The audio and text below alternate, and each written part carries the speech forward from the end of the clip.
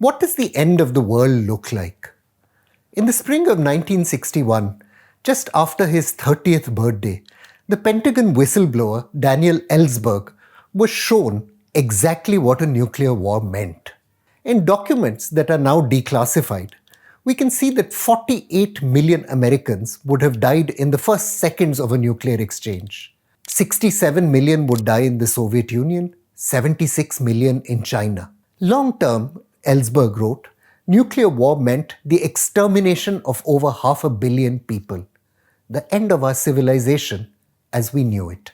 Ever since Russia's president Vladimir Putin ordered Russian nuclear forces to a higher alert level, enhancing command and control staffing, activating communications networks which are normally kept shut to avoid any accidental crisis, the Cold War nightmare Ellsberg lived through has been resurrected.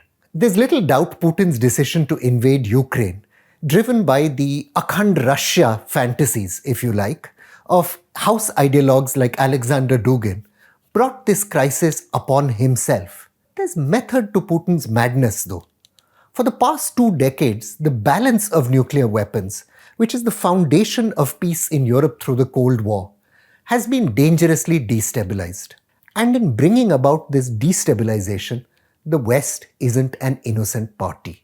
From early in this century, the spectre of a Cold War atomic apocalypse was apparently consigned to the past. Western powers began considering technologies to protect themselves from nuclear attack from emerging powers.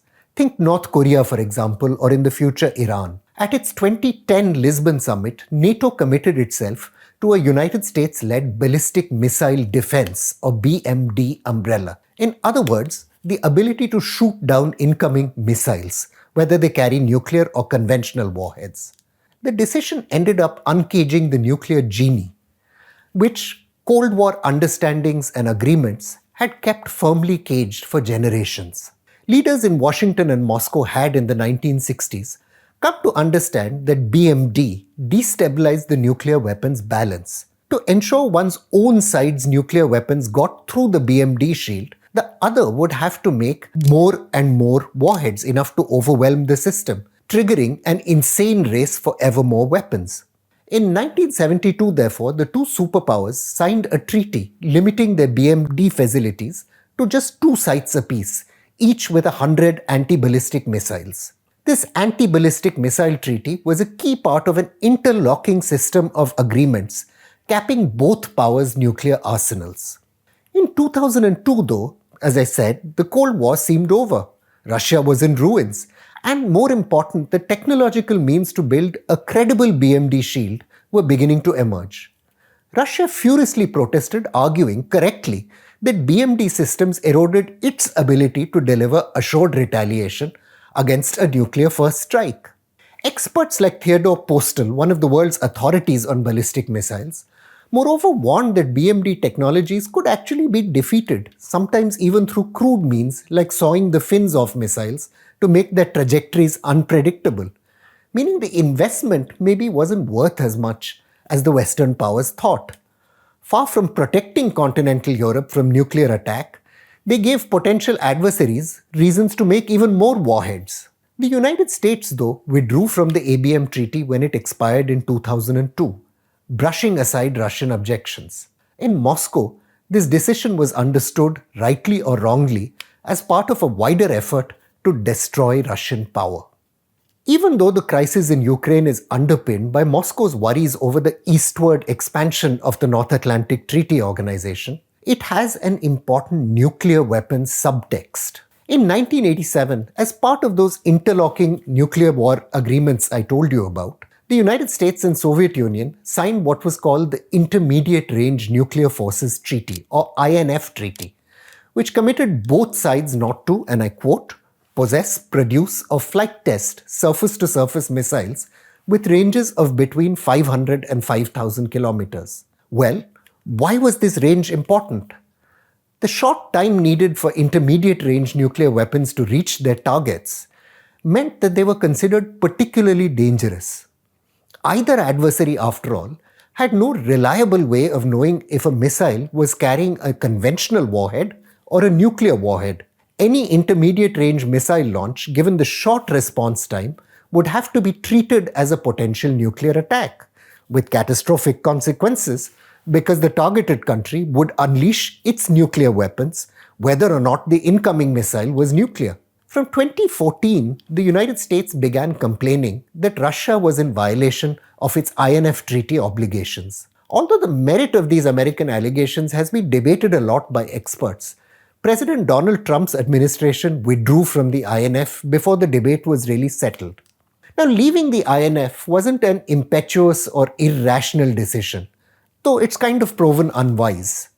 For one, the INF did not include China, which had acquired a massive array of intermediate-range missiles and showed no interest in joining agreements to restrict their use. The United States military planning, moreover, accorded a central role to precision targeting using missiles. Inside months of pulling out of the INF treaty, the United States military upgraded precision strike missiles to cover this 500-600 kilometer range and began working on a 2,700 kilometer hypersonic missile.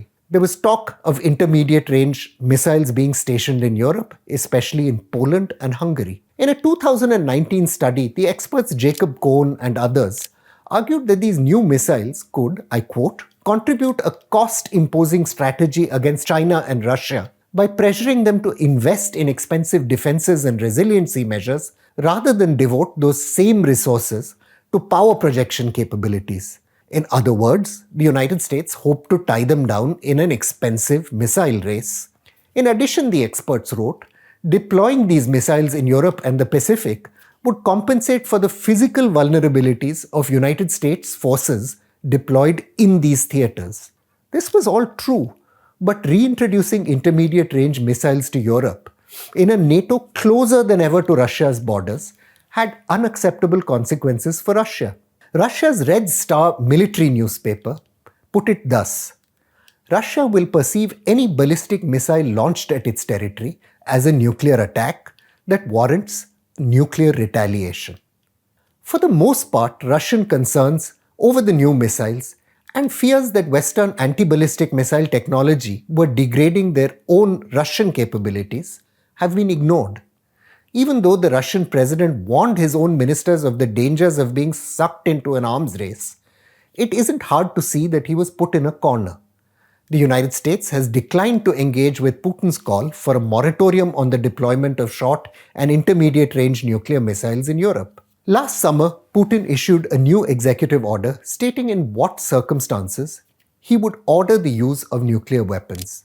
Three were pretty well known: the use of nuclear weapons against Russia or its allies, the verified launch of ballistic missiles targeting those territories, or strikes which hit critical infrastructure that would preempt Russia's ability to retaliate against an enemy nuclear first strike. But there was a fourth condition that didn't get quite so well noticed, and it laid down a new red line.